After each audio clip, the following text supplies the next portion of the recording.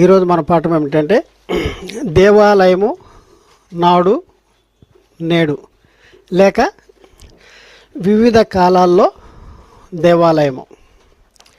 పాఠం అంటే దేవాలయము నాడు నేడు.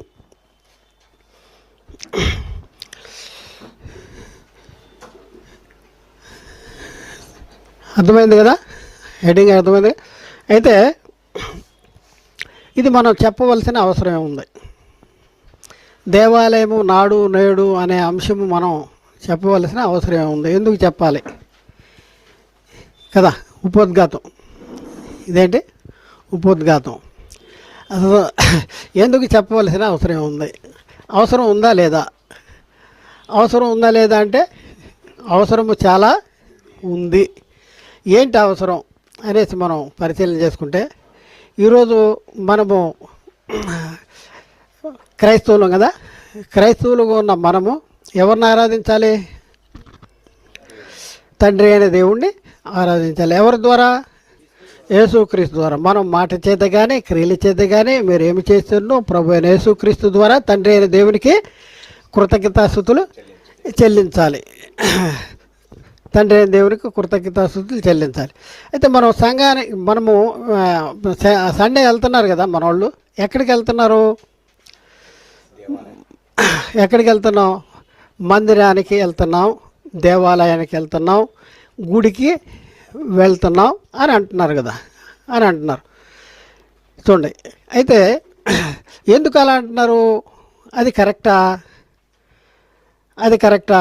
దేవాలయానికి వెళ్తున్నావా, గుడికి వెళ్తున్నావా, లేకపోతే మందిరానికి వెళ్తున్నావా, ఎక్కడికి వెళ్తున్నావు? ఇదేమన్నా తెలుసా మనకి? ఎక్కడికి వెళ్తున్నావు అని తెలుసా అని అంటే, అసలు ఎక్కడికి వెళ్తున్నాం అనేది తెలవకోకుండానే ఏదో చెప్పేస్తున్నారు, ఏదో చెప్తున్నారు. అసలు వాస్తవానికి మనం ఒకసారి పరిశీలన చేసుకుంటే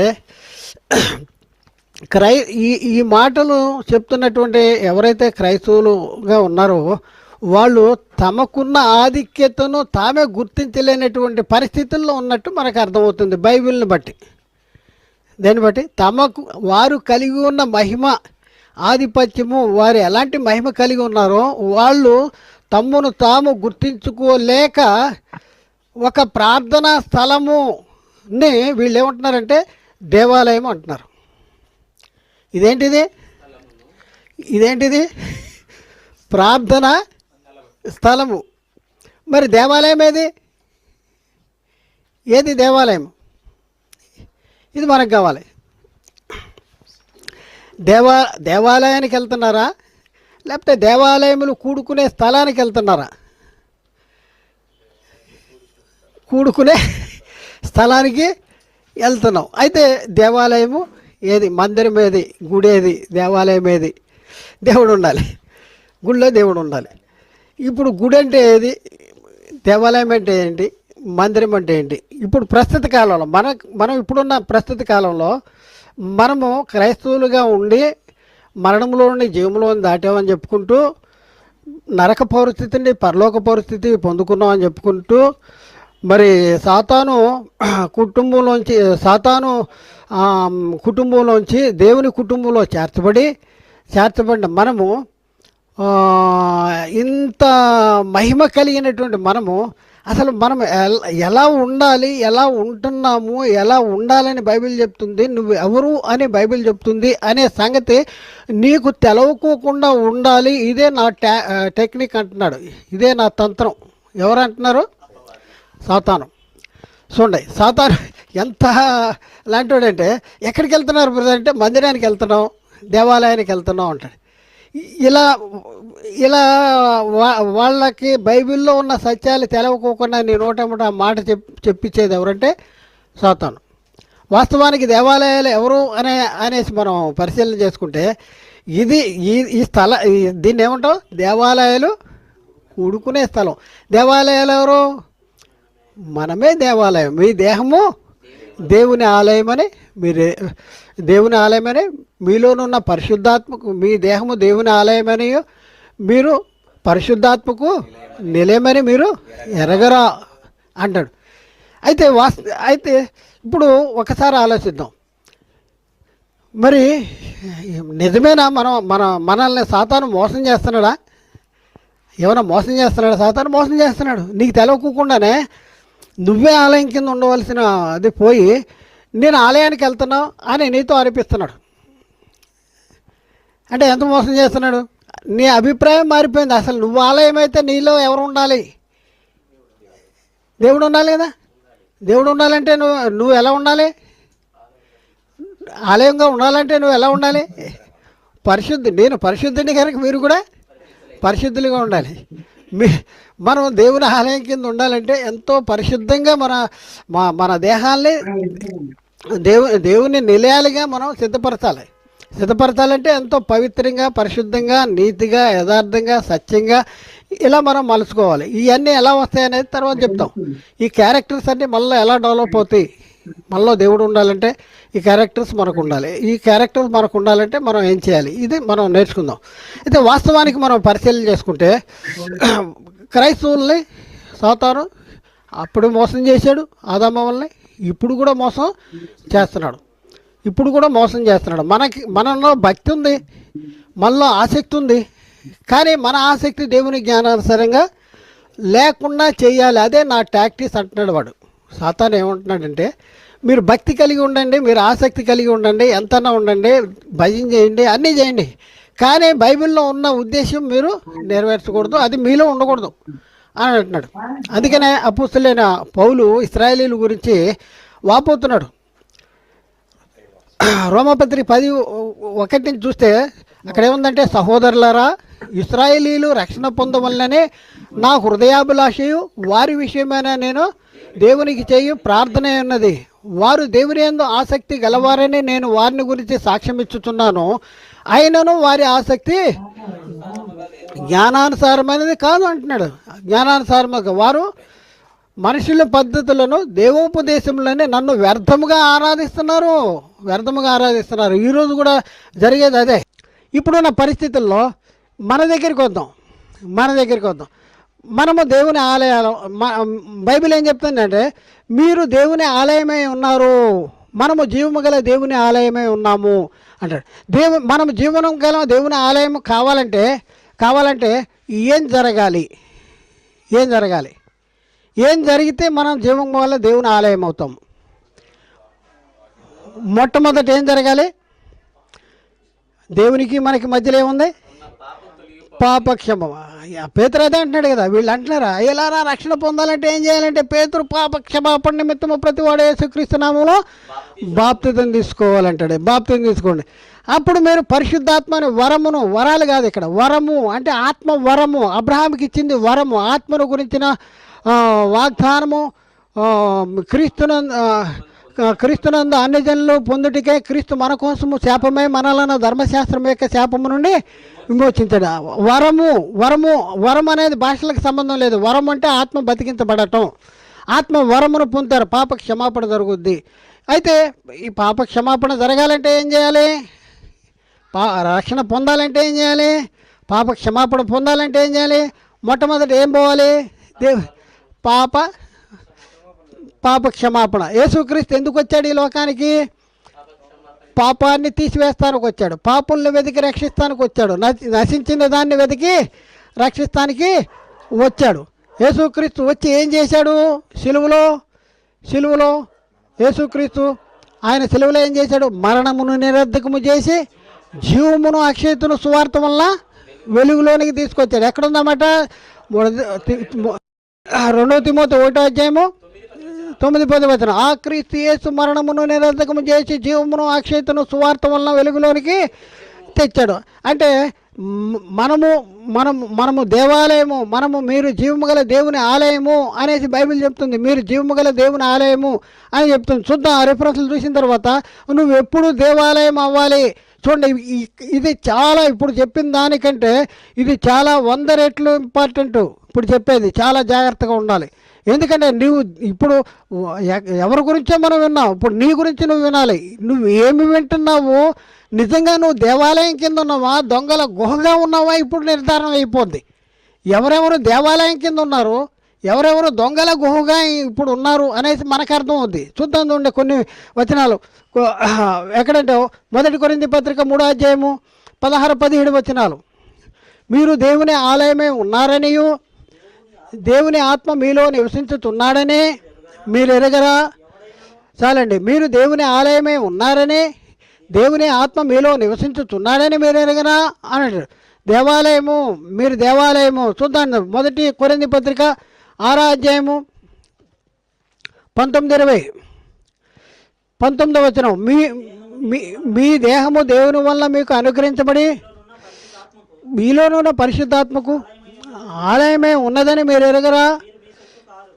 చాలండి. మీ ఏంటి, మీ దేహం ఏంటి, దేవుని వల్ల మీకు అనుగ్రహించబడి మీలోనున్న పరిశుద్ధాత్మకు ఆలయమే ఉన్నది. మనలో పరిశుద్ధాత్ముడు ఉండాలంటే ఏం చేయాలి?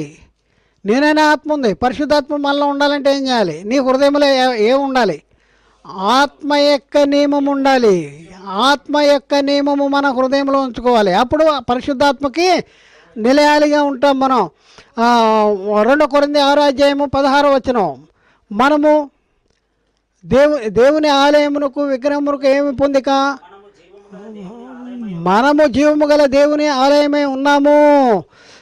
అందుకే దేవుడు ఇలాగూ సెలవిచ్చుచున్నాడు, నేను వారిలో నివసించి సంచరించును, నేను వారి దేవుడనే ఎందును, వారు నా ప్రజలై ఉందరు అనేసి చెప్తా ఉన్నాడు. అంటే ఇక్కడ మనము జీవము గల దేవుని ఆలయమే ఉన్నాము అని అంటున్నాడు. మనము జీవము గల దేవుని ఆలయము. తర్వాత ఇంకా కొన్ని వచనాలు చూస్తే 1 కొరింథీ 6:19 వచనం అయిపోయింది కదా. తర్వాత ఎబ్రీ పత్రిక 3:2 చదువుదాం. ఇక్కడ దేవుని ఇల్లంతట్లో మోషే నమ్మకముగా ఉన్నట్లు ఈయన కూడా తను నియమించిన వానికి నమ్మకముగా ఉండెను. ప్రతి ఇల్లు ఎవడైనా ఒకరి చేత కట్టబడవలను, సమస్తమును కట్టినవాడు దేవుడే. ఇంటికంటే కట్టినవాడు ఎక్కువ ఘనత పొందినట్లు ఈయన మోషే కంటే ఎక్కువ మహిమకు అర్హుడుగా ఎంతబడెను. ముందు చెప్పబో సంగతులకు మోషే సాక్షార్థముగా మోషే పరిచారకుడేయండి, దేవుని ఇల్లంతటిలో నమ్మకంగా ఉండెను. అయితే క్రీస్తు కుమారుడేయండి, ఆయన ఇంటి మీద నమ్మకంగా ఉన్నాడు. చూడండి ఏమంటున్నాడు, ధైర్యమును నిరీక్షణ వలన ఉత్సాహమును తుదమట్టుకు స్థిరముగా చేపట్టినడలా మనమే ఆయన ఇల్లు. ఇప్పుడు దేవుని ఇల్లేది, దేవుని ఆలయమేది, దేవుని గృహమేది? మీ దేహము, లేకపోతే మనము.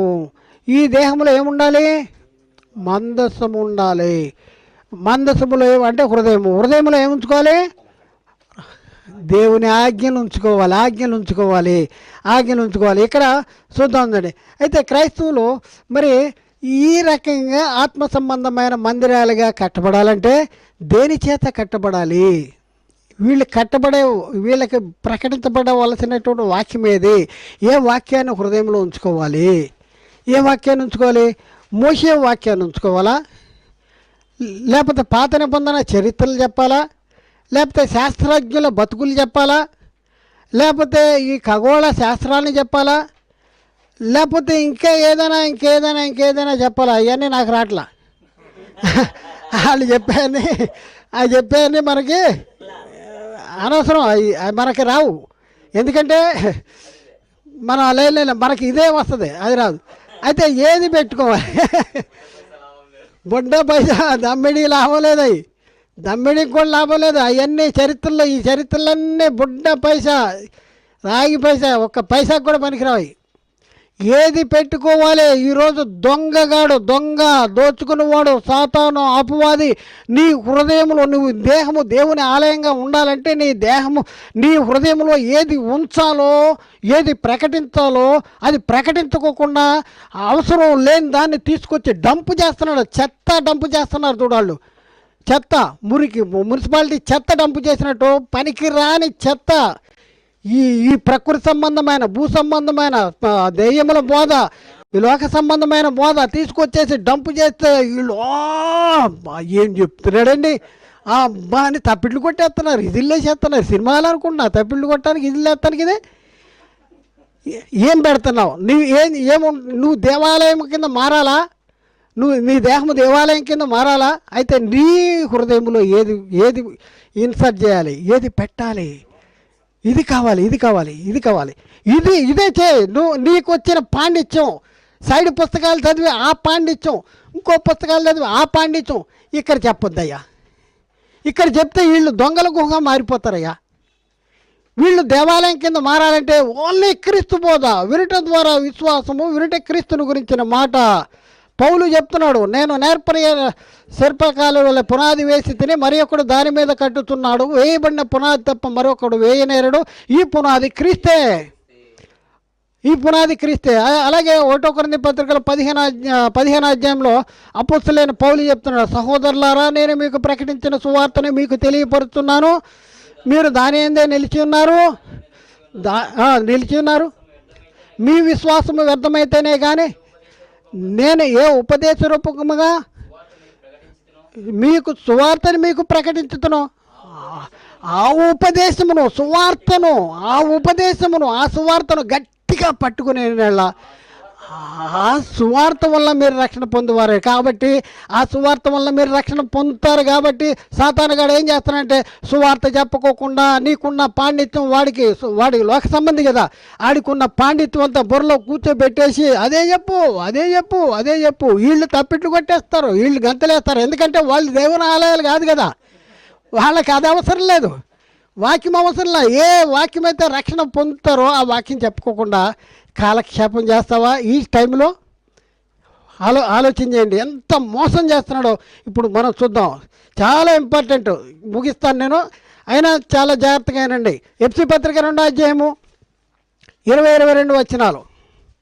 ఎఫ్సీ పత్రిక 2వ అధ్యాయము 20-22 వచనాలు. క్రీస్తు యేసే ముఖ్యమైన మూలరాయి అయి ఉండగా అపోస్తలులను ప్రవక్తలను వేసిన పునాది మీద దేని మీద కట్టబడాలండి అయ్యా? దేని మీద కట్టబడాలి మీరు?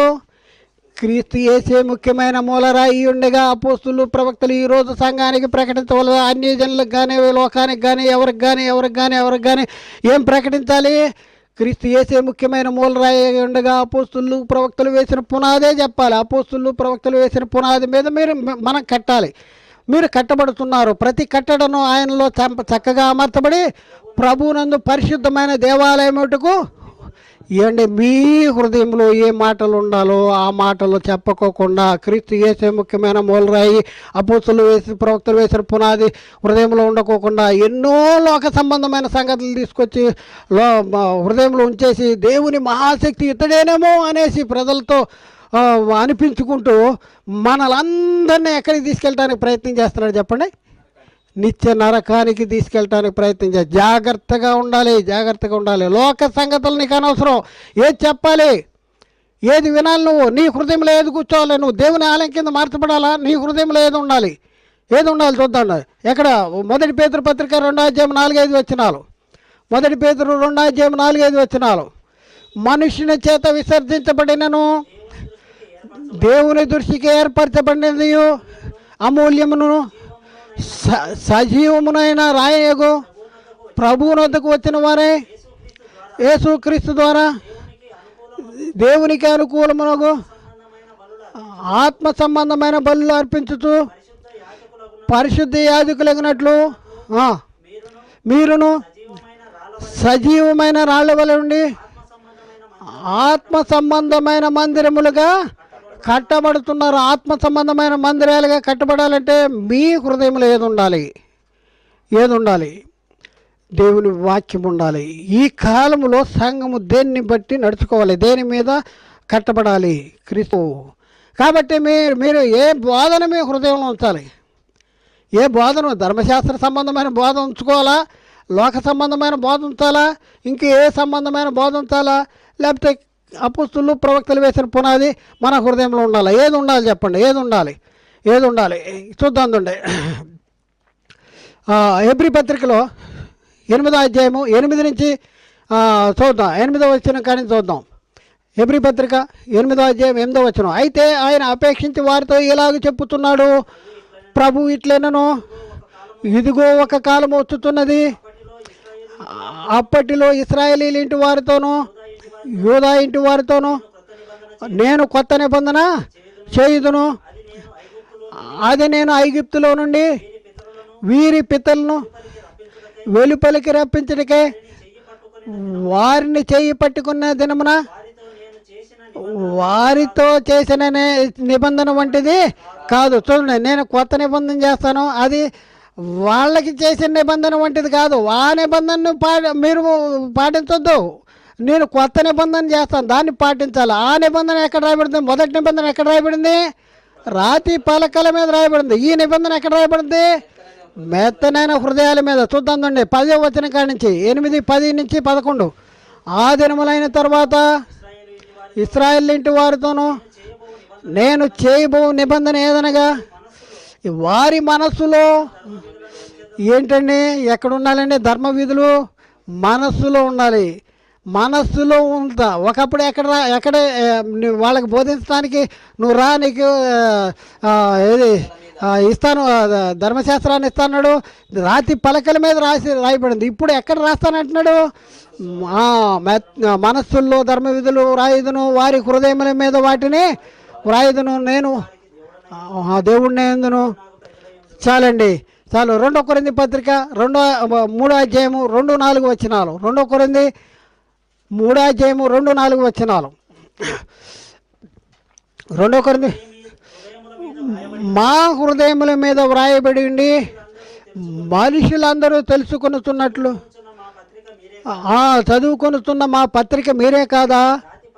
రాతి పలకల మీద కానీ సిరాతో కానీ వ్రాయబడక మెత్తని హృదయములోని పలక మీద జీవము గల దేవుని ఆత్మతో మా పరిచర్య మూలముగా వ్రాయబడిన క్రీస్తు పత్రికలే ఉన్నారని మీరు తేటపరచబడుతున్నారు.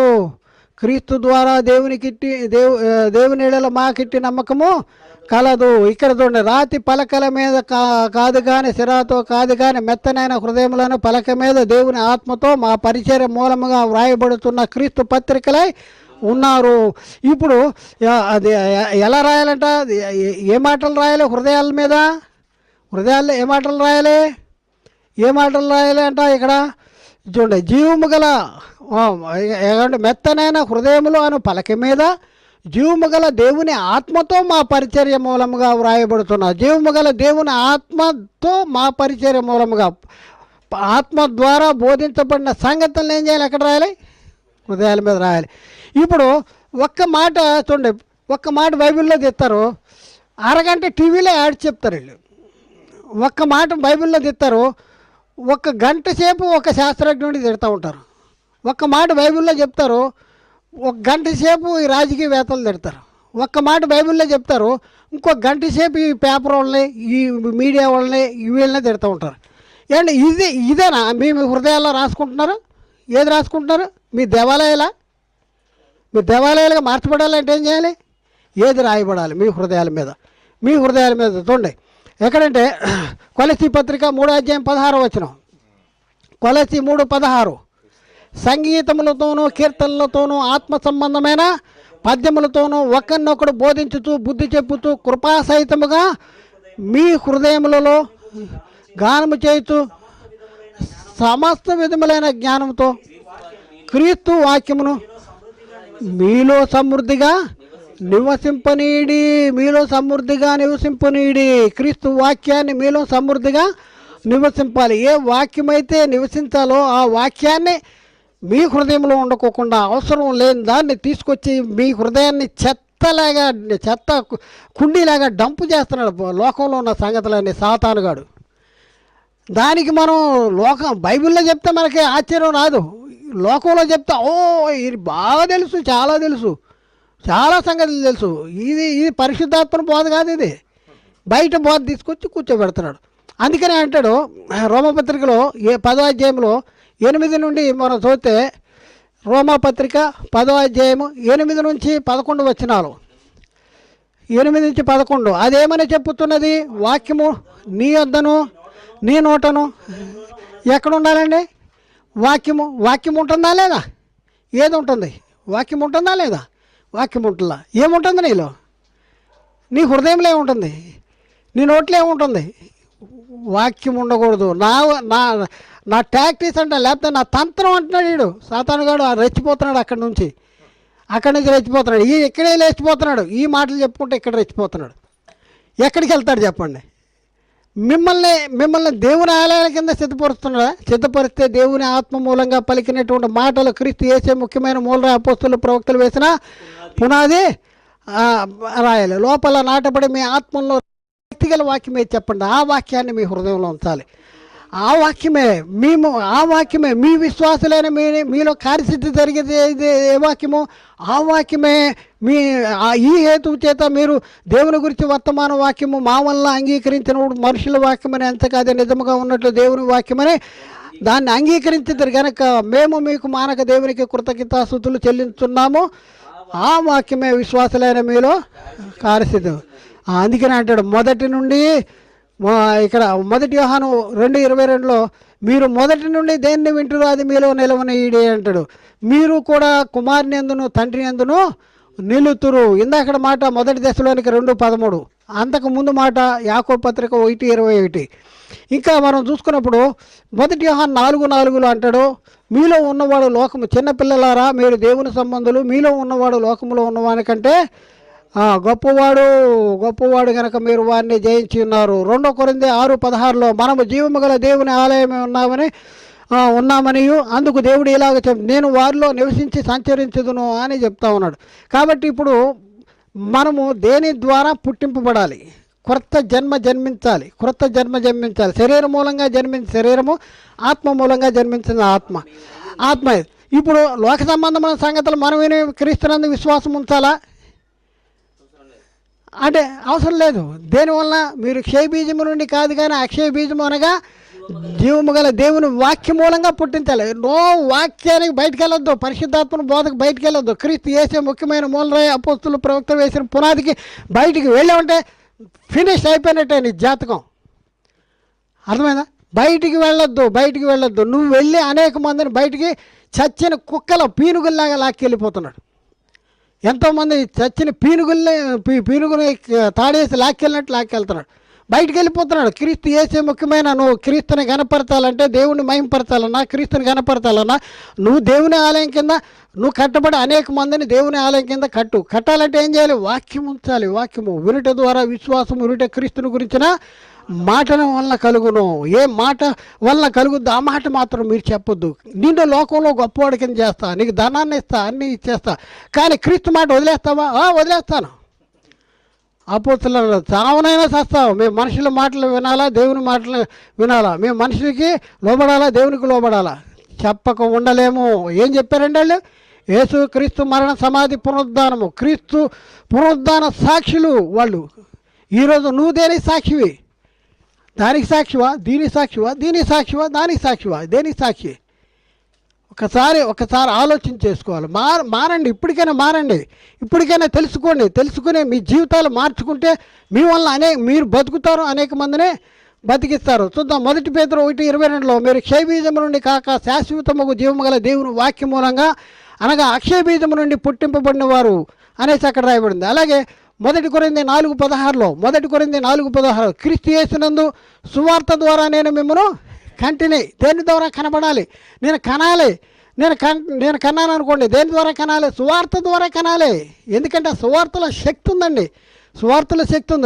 చూద్దాం యాకోబు పత్రిక 1:18లో ఆయన తాను సృష్టించిన వాటిలో ప్రథమ ఫలముగా ఉన్నట్లు సత్యవాక్యం వలన వాక్యము వలన మనలను తన సంకల్ప ప్రకారం సత్యవాక్యము వలన కనబడాలి. సత్యవాక్యం అనే లాగా భ్రమపరుస్తూ వాక్యం కాకుండా బయటికి వెళ్ళిపోతున్నారు. భ్రమ కలిగిస్తున్నాడు కానీ బయటికి వెళ్ళి చెప్పేది వాక్యం కాదు.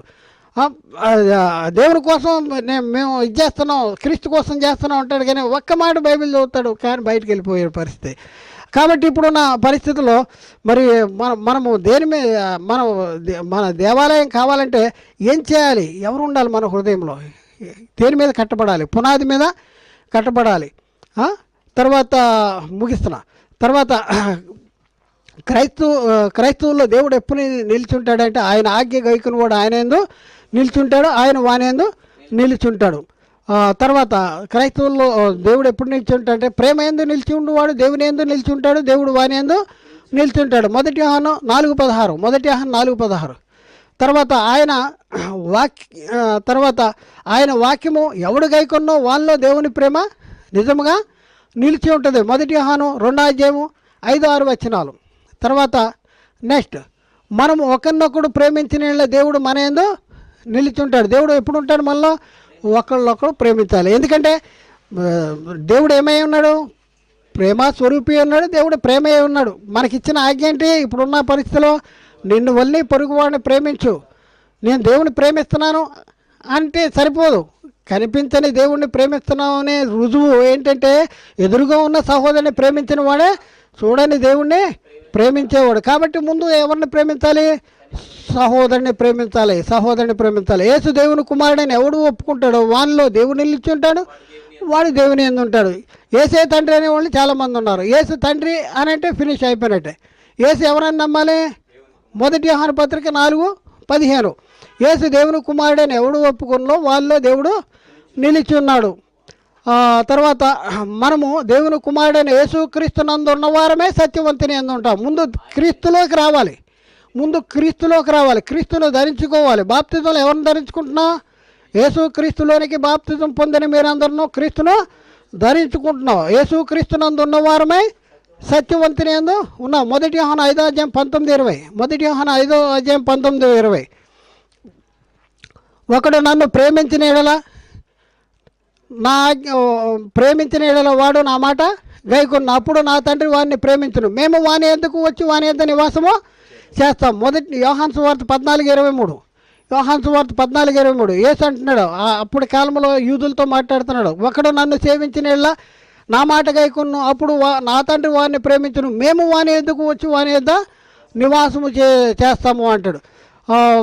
తర్వాత నేను యోహాను సువార్త 15:10 నేను నా తండ్రి ఆజ్ఞలు గైకొని ఆయన ప్రేమ యందు నిలిచిన ప్రకారము మీరు నా ఆజ్ఞలు గైకొని నా ప్రేమ యందు నిలిచిందురు. అలాగే ఫిలిప్పీ పత్రిక 4:19 మరియు మీరు నా వల్ల ఏమి నేర్చుకొని అంగీకరించుతారో నా యందు ఉన్నట్టు ఏమి వింటురో ఏమి చూచుతారో అట్టి వాటిని చేయుడి, అప్పుడు సమాధానకర్త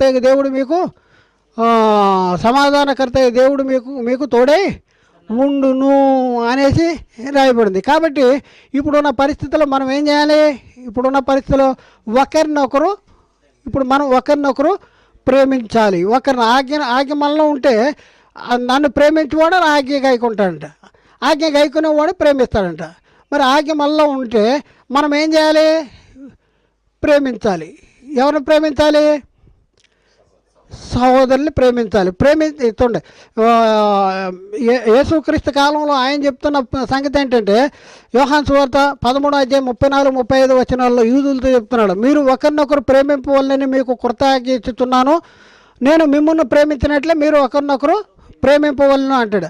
అదే పరిశుద్ధాత్ముడు చెప్తున్న సంగతి, సంఘానికి పరిశుద్ధాత్ముడు చెప్తున్న సంగతి 1 యోహాను 3:11-12 మనం ఒకరినొకడు ప్రేమింపవలనది మొదటి నుండి మీరు విన్న వర్తమానమే కదా. మనము కయ్యను వంటి వారమై ఉండరాదు, వాడు దుష్టుని సంబంధి, వాడు అతనే ఎందుకు చంపెను, తన క్రియలు చెడ్డమైనందు. కాబట్టి మనం ఒకరినొకరు ప్రేమించాలి. 1 యోహాను 2:7-11 1 యోహాను 2:7-11 ప్రియులారా, మొదటి నుండి పూర్వపు ఆజ్ఞ కొత్త ఆజ్ఞ మీకు వ్రాయట్లేదు, ఈ పూర్వపు ఆజ్ఞ మీరు విన్న వాక్యమే, మరియు కొత్త ఆజ్ఞను మీకు వ్రాయిస్తున్నాను. చీకటి గతించుతున్నది, సత్యమైన వెలుగు ఇప్పుడు ప్రకాశించుతున్నది కనుక ఆయన ఎందును మీ ఎందును సత్యమే. వెలుగులో ఉన్నానని చెప్పుకొనొచ్చు తన సహోదరుని ద్వేషించువాడు ఇంతవరకు చీకటిలో ఉన్నాడు. తన సహోదరుని ప్రేమించువాడు వెలుగులో ఉన్నవాడు అతని యందు అభ్యంతరకారం ఏమీ లేదు. తన సహోదరుని ద్వేషించువాడు చీకటిలోనే ఉండి చీకటిలో నడుచుకుంటున్న చాలండి. 4వ అధ్యాయం మొదటి యోహాను పత్రిక 4:19-21. ఆయనే మనలను ప్రేమించని గనక మనము ప్రేమించుతున్నాము. చూడండి, ఇక్కడ ఎవడైనాను నేను దేవుని ప్రేమించుతున్నానని చెప్పి తన సహోదరుని ద్వేషించిన ఎడల, చూడండి, దేవుని ప్రేమిస్తున్నానని చెప్పేవాడు ఎవరిని ప్రేమించాలి? సహోదరుని కూడా ప్రేమించాలి. దేవుని ప్రేమిస్తున్నానని చెప్తున్నాడు, సహోదరుని ద్వేషిస్తున్నాడు, వాడు అబద్ధికుడు. తాను చూచిన తన సహోదరుని ప్రేమింపను వాడు చూడని దేవుని ప్రేమింపలేడు. దేవుని ప్రేమించేవాడు తన సహోదరుని కూడా ప్రేమింపవలెను. అనాజ్ఞను మనం ఆయన వలన పొంది ఉన్నాము. కాబట్టి ఇప్పుడు ఉన్న పరిస్థితుల్లో మరి మనము ఏం చెప్పాలి? సహోదరుని ప్రేమిస్తున్నాం అనుకోండి, సహోదరుని ప్రేమిస్తే ఏం చెప్పాలి? మనం ఏమి విని ప్రభు దగ్గరికి వచ్చి పాప క్షమాపణ కోసం బాప్తిజం తీసుకున్నాం. పాప క్షమాపణ కావాలి కదా, నీకు కావాలి, నువ్వు పొందుకోవాలి, వేరే వాళ్ళు కూడా పొందుకుంటారు. నిన్ను వలె నీ పొరుగువాడి. నేను పాప క్షమాపణ నా కోసం నేను పొందుకుంటానికి నేనేం చేశాను? దాన్నే నన్ను వలె నా పొరుగువాడిని ప్రేమించాలి. అంటే నేను పొందిన రక్షణను వేరే వాళ్ళు కూడా పొందుకుంటానికి ప్రయాసపడాలి, దోహదపడాలి, ప్రయాసపడాలంటే ఏం చెప్పాలి వాళ్ళకి? నువ్వు ప్రేమిస్తున్నావా, ద్వేషిస్తున్నావా? ప్రేమించేవాడు ఏం చెప్తాడు, ద్వేషించేవాడు ఏం చెప్తాడు? ప్రేమించేవాడు సువార్త చెప్తాడు, ద్వేషించేవాడు భిన్నమైన సువార్త చెప్తాడు. భిన్నమైన సువార్త చూడండి. అందుకనే పౌలు అంటాడు, సువార్తను గురించి నేను సిగ్గుపడు వాడిని కాదు, నమ్ము ప్రతివానికి మొదట అది యూదునికి గ్రీకు దేశస్తునికి కూడా రక్షణ కలిగజేయటం అది దేవుని శక్తి. ఏ దేవుని శక్తి ఉందో అది మాత్రం చెప్పొద్దు నాన్న బిడ్డ, అది చెప్పొద్దు అంటున్నాడు సాతానుగాడు. లోపల లాటపడి మీ ఆత్మలను రక్షించే శక్తి గల వాక్యమును మీరు సాత్వికంగా అంగీకరించాలి. సిలువను గూర్చిన వార్త నశించు వారికి వెర్రితనముగానే రక్షించబడుతున్న మనకు దేవుని శక్తి అని. అలాగే దేవుని జ్ఞానానుసారముగా లోకము తన జ్ఞానము చేత దేవుని ఎరగకుండినందున సువార్త ప్రకటన వెర్రితనము చేత నమ్ము వారికి రక్షించబట్టుకు దేవునివి దయాపూర్వక సంకల్పము. వెర్రితనము చేత నమ్మేవారికి నువ్వు రీజన్స్ చెప్పక్కరా, నువ్వు రీజన్స్ చెప్తున్నావు నీ సొంత ఉద్దేశంతో. బైబిల్లో రాసుండి చెప్పు. యేసు వంగి ఏమో రాస్తుంటే పాపాలు రాస్తున్నారని చెప్తేనే వాళ్ళని విమర్శిస్తున్నావు. నువ్వు బైబిల్లో రాయబడినటువంటి రాయలేనటువంటి అనేక సంగతులు తీసుకొచ్చి ఇక్కడ చెప్పేస్తుంటే మరి దీన్నేమనాలి? నువ్వు దాన్నే విమర్శిస్తున్నావు, మరి దీన్నేమనాలి చెప్పండి. ఇక్కడేమంటాడు? దేవుని జ్ఞానానుసారంగా లోకము తన జ్ఞానం చేత దేవుని ఎరగకుండినందున సువార్త ప్రకటనను వెర్రితనము చేత నమ్మువానికి రక్షించుటకు. నువ్వు రీజన్ చెప్పక్కల్లా. యేసుక్రీస్తు నీకు దేవుడు నిన్ను ప్రేమించాడు, నీకోసం యేసుక్రీస్తుని ఈ లోకానికి పంపించాడు, యేసుక్రీస్తు నీకోసం సిలువలో బలైపోయాడు, యేసుక్రీస్తు కార్చిన సిలువలో కార్చిన రక్తదాల్లో నీ పాపాలు క్షమించబడి, యేసుక్రీస్తు మరణం నీ పాపాలు క్షమించబడాలంటే క్రీస్తు మరణంలోనూ పునరుద్ధానంలోనూ నువ్వు పాలు పొందాలి. అంటే బాప్తిజం తీసుకోవాలి. బాప్తిజం ద్వారా పాప క్షమాపణ, బాప్తిజం ద్వారా పునఃస్థితి స్థాపన సంబంధమైన స్నానము, నువ్వు రక్షణలోకి వస్తావు అని ఇవే చెప్పండి. దీనికి ఎక్కువగా నువ్వు కలిపేసి ఏదో నీ జ్ఞానం చూపిస్తానికి లేకపోతే లోకంలో ఉన్న సంగతులని చెప్పడానికి ప్రయత్నం చేస్తే మన హృదయాల్లో దేవుని వాక్యం, పరిశుద్ధాత్మని వాక్యం ఉండదు. నువ్వు ఉండవు, వేరే వాళ్ళని కూడా ఉంచు. కాబట్టి చాలా జాగ్రత్తగా ఉండవలసిన అవసరము మనకి ఉంది. అందుకనే పౌలు అదే చెప్తున్నాడు, సహోదరులారా నేను మీకు ప్రకటించిన సువార్త మీకు తెలియపరుస్తున్నాను, మీరు దాని అందు అంగీకరించేది దాని అందే నిలిచి ఉన్నారు. మీ విశ్వాసం వ్యర్థమైతేనే కానీ ఏ ఉపదేశ రూపకముగా నేను సువార్త మీకు ప్రకటించుతున్నా దాన్ని గట్టిగా పట్టుకునే ఆ సువార్త వల్ల మీరు రక్షణ పొందువారై ముందు ఆ సువార్తే చెప్పాలి. నువ్వు ఎన్నో వార్తలు చెప్పొద్దు. అడిగిన ప్రశ్నకి సమాధానం చేయాలి. నీకు వచ్చిన ప్రశ్నలన్నీ కాగితాల మీద రాయిబాక, పెద్ద జీరో అయిపోతావు నువ్వు. చూద్దా అయిపోతా. పౌలే అంటున్నాడు, అయ్యో నేను సువార్త ప్రకటించకపోతే ఏంటంట నాకు శ్రమ అంటున్నాడు. తర్వాత సువార్తలో ఏముందంటే ఆ క్రీస్తు మొదటి తిమోతి 2:10 ఆ క్రీస్తు యేసు మరణమును నిరర్ధకము చేసి జీవమును అక్షయతను సువార్త వల్ల వెలుగులోనిది. అందుకనే ఏమంటున్నాడంటే బైబిల్ చాలా హెచ్చరిక చెప్తున్నాడు పౌలు తిమోతికి. 1 తిమోతి 4:16 అంటాడు, నిన్ను గూర్చి నీ బోధన గూర్చి జాగ్రత్త కలిగి ఉండము, వీటి యందు నిలకడగా ఉండము, నీవేలాగ చేసిన యెడల నిన్నును నీ బోధ విన్ను వారిని రక్షించుకుందువు. కాబట్టి ఇప్పుడు మనం ఏం చేయాలి? అగ్నిలో నుండి లాగినట్లు కొందరిని బయటికి లాగాలి. మేము ఎందుకు విమర్శ కాదు ఇది, అగ్నిలో నుండి లాగినట్లు కొందరు లాగటం కోసం మేము వాక్యం చెప్తున్నాం. ఎవరిని విమర్శించడానికి కాదు, మేము అందరికంటే గొప్ప అని కాదు, మా గొప్పలు చూపించుకుంటానికి మాత్రం మేము వాక్యం చెప్పట్లా. కొంతమందినైనా అగ్నిలోంచి లాగడానికి ప్రయత్నం చేస్తాం. యోధా 1:23 అగ్నిలో నుండి లాగినట్లు కొందరిని రక్షించుడి అనేసరి. యాకోబు 5:30 పాపిని వాని తప్పు మార్గంలో నుండి మళ్ళించువాడు మరణము నుండి ఒక ఆత్మను రక్షించువాడు అంటాడు. తర్వాత దేవుని సువార్తకు అవిధేయులైతే వాళ్ళ పని ఏమవుద్దో తెలుసా? దేవుని సువార్తకు అవిధేయులైతే ఏమవుద్ది?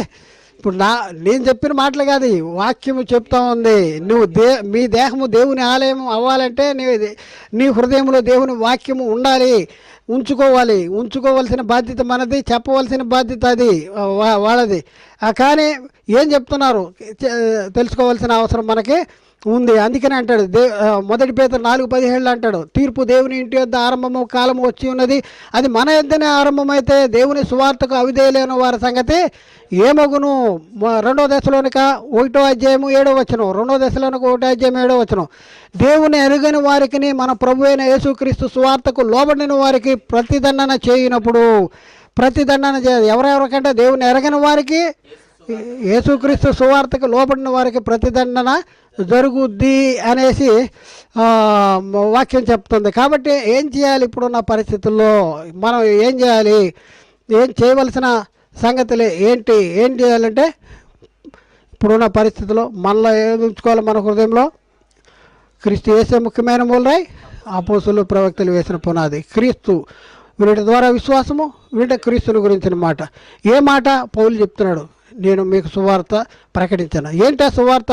ఆ క్రీస్తు యేసు మరణమును నిరర్థకం చేశాడు, జీవమును అక్షయతను వెలుగులో ఉంది. మన హృదయంలో ఉంచుకుని అదే క్రీస్తుని గురించిన సత్యాన్ని, వాక్యాన్ని మనం ఏం చేయాలి? అనేక మందికి ప్రకటించడం ద్వారా వాళ్ళు కూడా విని విశ్వసించి మారు మనసు పొంది పాప క్షమాపణ నిమిత్తం యేసుక్రీస్తు నామములో బాప్తిజం తీసుకుని సంఘములో చేర్చబడి వారు పొందిన రక్షణను కొనసాగించేటటువంటి పరిస్థితి ఉంటుంది. కాబట్టి ఇప్పుడున్న పరిస్థితుల్లో దేవాలయం ఏది? ముగించేస్తున్నా. దేవాలయం ఏది చెప్పండి? ఈరోజు క్రైస్తవుల్ని దేవాలయం ఏదని చెప్పిస్తున్నాడు సాతానుగాడు. ఏమండి ఎక్కడికి వెళ్తున్నా అంటే, దేవాలయానికి వెళ్తున్నా బ్రదర్, దేవాలయానికి వెళ్తున్నా బ్రదర్, గుడికి వెళ్తున్నా బ్రదర్, గుడికి వెళ్తున్నా. ఈ పిల్లలు అంటారు ఎక్కడికి వెళ్తున్నామా? బడికి వెళ్తున్నా అంటారు. ఓకే, అది కరెక్టే. మరి నువ్వనేది ఏంటి? నువ్వు గుడికి వెళ్తున్నావా? నువ్వే గుడివా? దేవాలయానికి వెళ్తున్నావా? నువ్వే దేవాలయమా? దేవాలయం కాదు. ఇదేంటి? దేవాలయాలు కూడుకునే స్థలం ఇది. ఎన్ని దేవాలయాలు ఉన్నాయి? ఈ దేవాలయాలు కూడుకునే స్థలం ఇది. ఇక్కడ ఏం చేస్తాము? దేవుని ఆరాధించే స్థలం, లేకపోతే దేవాలయాలు కూడుకునే స్థలము. ఇదే దేవాలయం కాదు. ఏంటి? అప్పుడే చెప్పాడు, మన హస్తకృత్యాల్లో నిర్మించబడిన ఆలయాల్లో నేను నివసించను, ఆయన నివసించడు అంటాడు. ఆకాశము నా సింహాసనం, భూమి నా పాదపీఠం. ఎక్కడున్నారు ఈరోజు క్రైస్తవులను? జాగ్రత్తగా ఆలోచించండి. 100 మంది క్రైస్తవులు, 80 మంది క్రైస్తవులు ఎక్కడికి వెళ్తున్నారు బ్రదర్? మీ సండే ఎక్కడికి వెళ్తాంటే దేవాలయంకి వెళ్తాడు కదా అంటారు. ఏం చేసేస్తున్నాడు సాతాను కూడా? ఏం చేస్తున్నాడు? ఒకసారి అది ఏది దేవాలయము? ఒకప్పుడు దేవాలయం ఏది? ఆదాము దేవాలయము నాడు, దేవాలయము నేడు. ఇది మనం తెలుసుకోవాల్సిన అవసరం. మరి అర్థం చేసుకోండి, ఎవరిని విమర్శించడానికి కాదు, జాగ్రత్తగా పరిశీలన చేసి వాక్యాన్ని అర్థం చేసుకుంటానికి ప్రయత్నం చేయండి. వాక్యాన్ని పరిశీలించని చేయండి. ఇంకా మీకు అర్థం కాకపోతే మీకు ఇంకా చెప్పడానికి ఇప్పుడు నేను సగం రెఫరెన్స్లే చెప్పాను. ఉన్న రెఫరెన్స్లో సగం రెఫరెన్స్లే చెప్పాను మీకు. ఇంకా చాలా రెఫరెన్స్లు ఉన్నాయి. మీకు అర్థం కావాలంటే మరి మా కార్యాలయానికి మీరు సంప్రదించి మీరు సర్వసత్యాన్ని తెలుసుకుంటానికి మీరు ప్రయత్నం చేయండి. దేవుడు మాట్లాడిన ప్రతి మాట ప్రతి ఒక్క హృదయంలో నీరుగట్టి ఫలింపు చేయను గాక. ఆమెన్.